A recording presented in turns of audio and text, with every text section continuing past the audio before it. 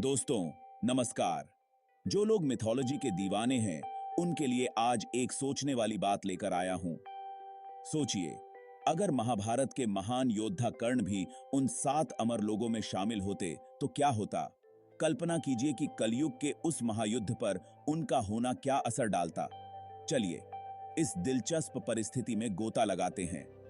कर्ण तो अपने तीरंदाजी के बेमिसाल हुनर, अपनी अटूट निष्ठा और अपने दुखद अंत के लिए जाने जाते हैं। लेकिन क्या होता अगर कुरुक्षेत्र की रणभूमि में अपनी जान देने के बजाय उन्हें अमरत्व मिल जाता?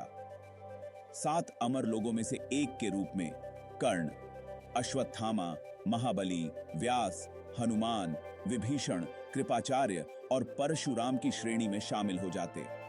इन अमर लोगों को कलयुग के अंतिम युद्ध में भगवान विष्णु के कल की अवतार की मदद करना तय है।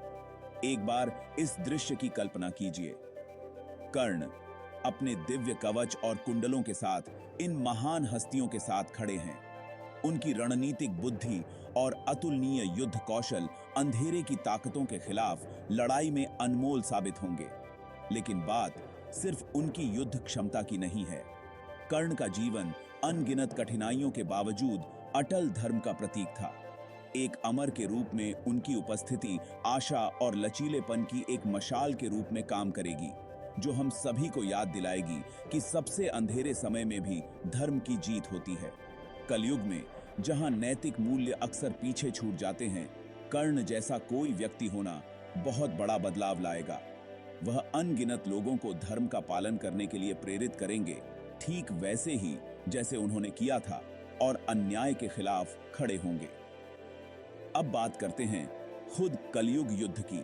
शास्त्र कहते हैं कि यह युद्ध अच्छाई और बुराई के बीच की अंतिम लड़ाई होगी, जिसमें भगवान विष्णु ब्रह्मांडीय व्यवस्था को बहाल करने के लिए कल्कि के रूप में अवतार लेंगे। कर्ण के साथ अच्छाई की ताकतों के पास निस्संदेह एक दुर्जय सहयोगी होगा। कर्ण का अनूठा दृष्टिकोण, जिन्होंने अपार संघर्षों से गुजरने और अद्वितीय चुनौतियों का सामना करने के बाद मानव स्वभाव और धर्म की जटिलताओं में अमूल्य अंतर्दृष्टि प्रदान करेगा। उनकी उपस्थिति युद्ध के दौरान लिए गए रणनीतियों और निर्णयों में गहराई की एक समृद्ध परत जोड़ देगी। महाकाव्य टकराव, दिग्गजों के संघर्ष और रास्ते में सीखे गए गहन पाठों की कल्पना कीजिए। कर्ण की दृढ़ता और धार्मिकता की कहानी अंतिम युद्ध के सभी गवाहों के साथ गहराई से गूंजेगी। अंत में अगर कर्ण 7 अमर लोगों में से एक होते, उनकी विरासत समय को भी पार कर जाती।